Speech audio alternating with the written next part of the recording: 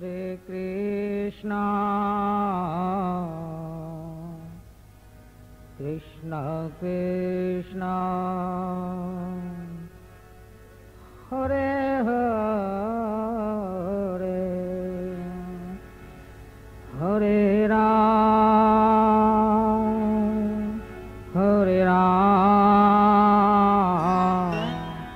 Ram Ram,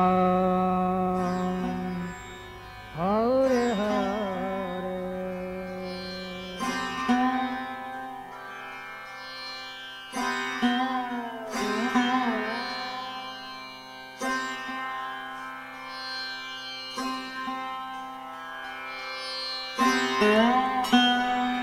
Madhya Lila, Chapter 24.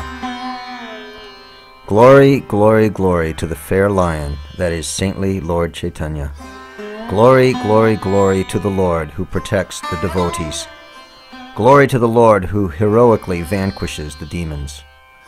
Glory to Lord Chaitanya, the son of Sachi and Jagannath Mishra. Glories, glories, glories to Lord Chaitanya. Hearing and chanting his glories purifies the heart. Glories, glories to Lord Chaitanya, the life of Jagadananda. Glories to Lord Chaitanya, the life and wealth of Haridas and Kashishvar. O ocean of mercy, O friend of the downtrodden, O Father of all, if anyone says to you, I am yours, you accept him and become his master. In this way, Lord Chaitanya always enjoyed many different kinds of Sankirtan pastimes in Navadvip. Simply by hearing Lord Krishna's name in Hari Sankirtan, Lord Chaitanya would fall to the ground. Whether he was in the town, in a courtyard, by the water, or in a forest, a stream of tears would flow from his graceful eyes without stop. The Lord's associates would always rescue him. Lord Chaitanya always tasted the nectar of devotion to the Lord.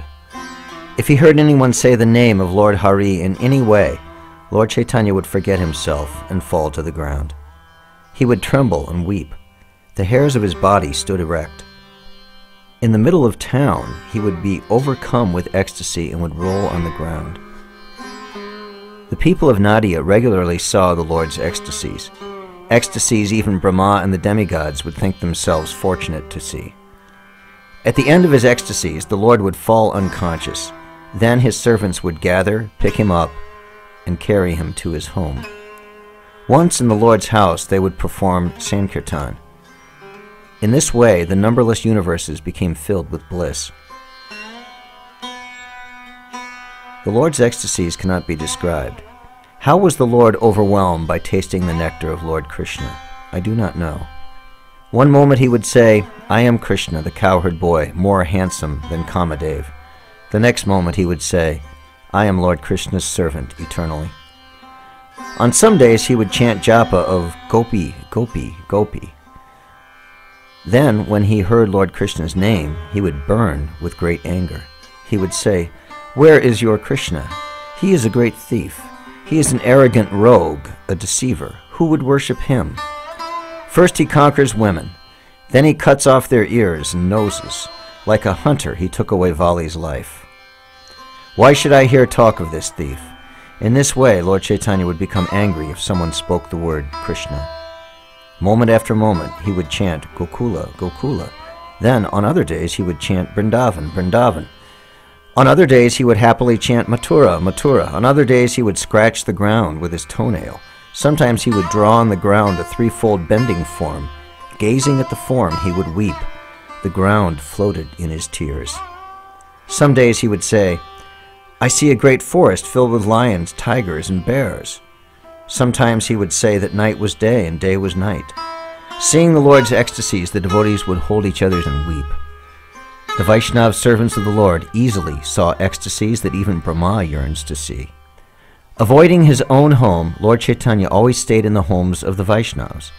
Only sometimes, to please his mother, would the Lord participate in external ordinary activities.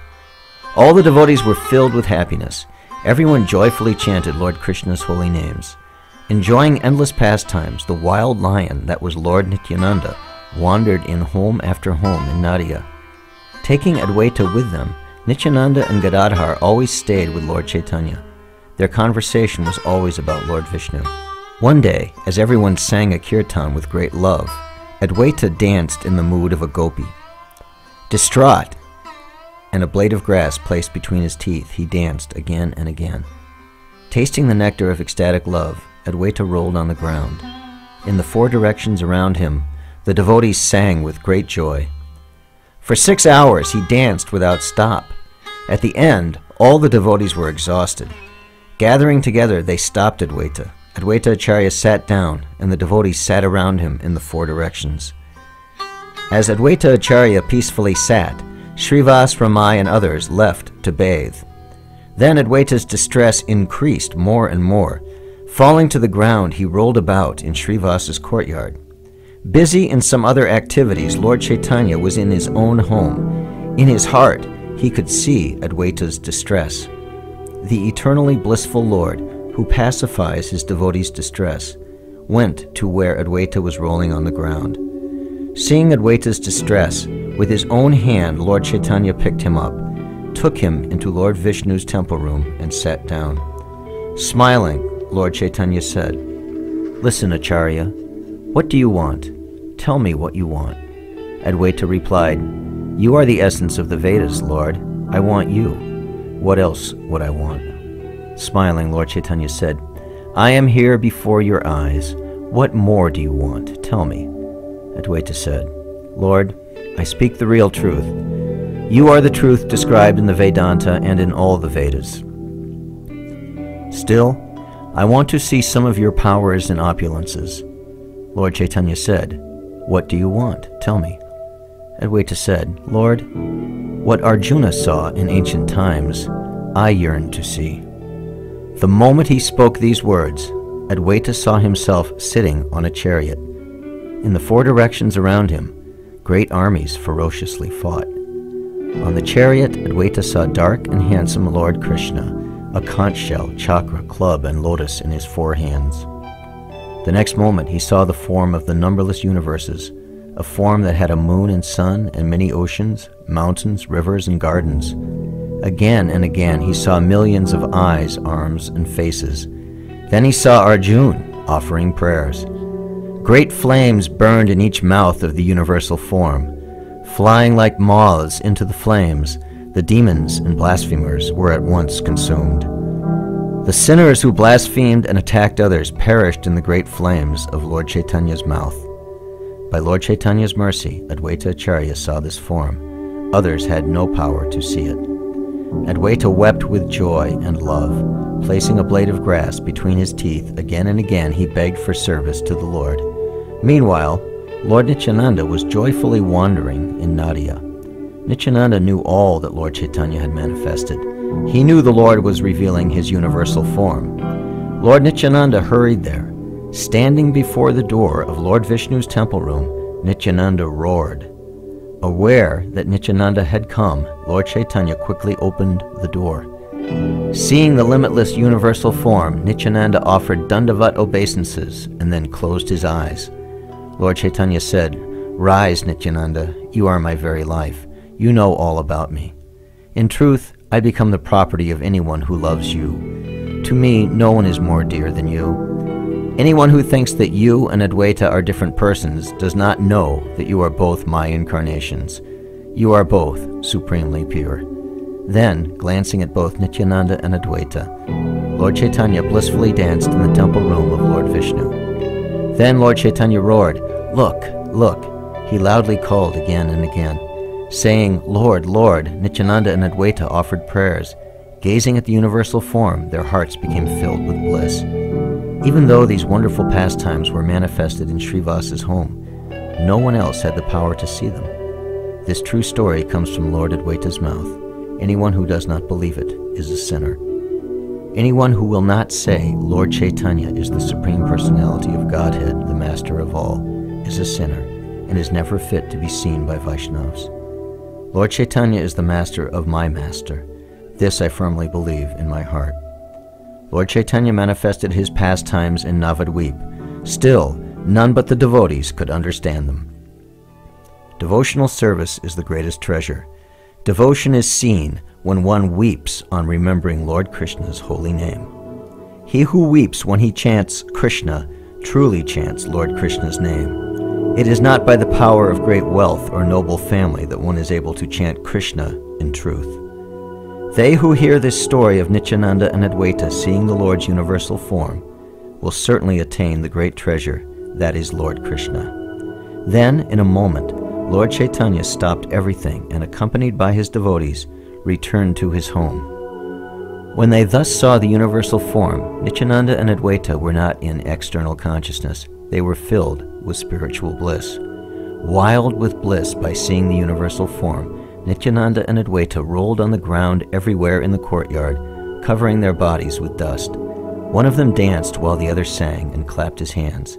Intoxicated with bliss, the two powerful devotees stumbled as they walked. At first they were both blissful, but in the end they insulted each other. Advaita said, "Drunken Avadhut, who said you could come here?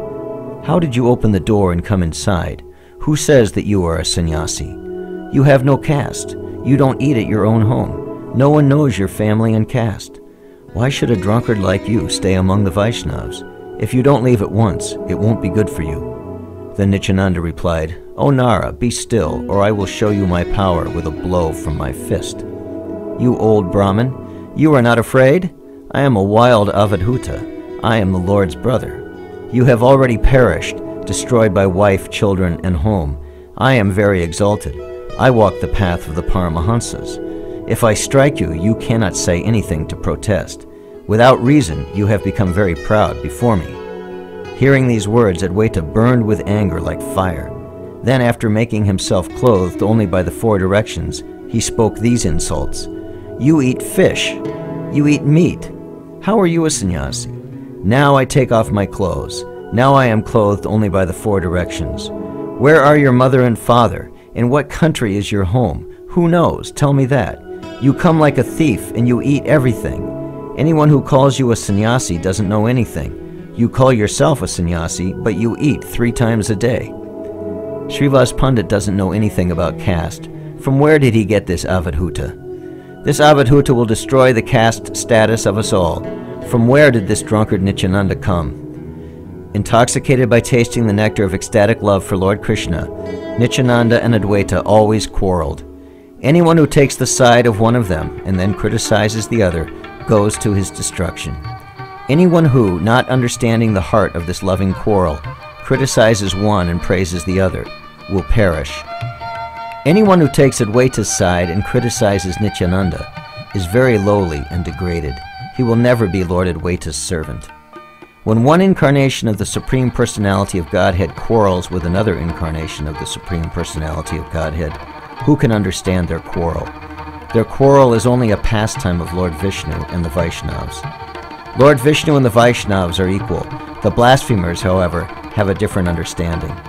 A person who sees that the Vaishnavas are not different and who worships Lord Krishna's feet will cross beyond this material world. Sri Krishna Chaitanya and Nityananda Prabhu are my life and soul. I, Vrindavan Das, offer this humble song at their lotus feet.